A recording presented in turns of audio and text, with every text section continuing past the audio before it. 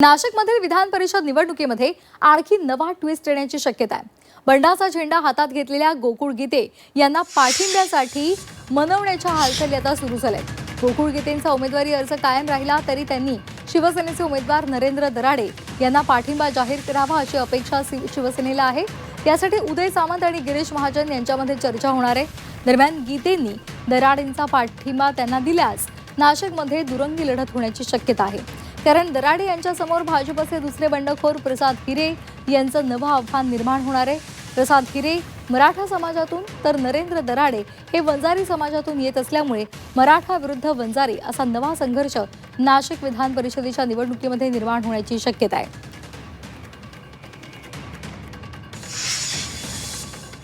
गोकुळ गीतेंची भेट आज घेणार आहे, त्यांना सांगणार आहे, त्यांना पुन्हा सांगणार आहे की आपण माघार घ्यावी। प्रसाद हिरेंना भेटणार आहे, कारण काल सकाळपासून ते नॉट रिचेबल होते, सापडलेच नाही, फोनवर कुठेही नव्हते, फोनच त्यांचा बंद होता।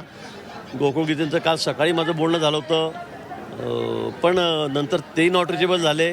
15 मिनिट 20 मिनिट मी त्यांच्याशी बोललो होतो, त्यांना समजवलं होतं, पण होकार नकार करून त्यांनी फोन ठेवला।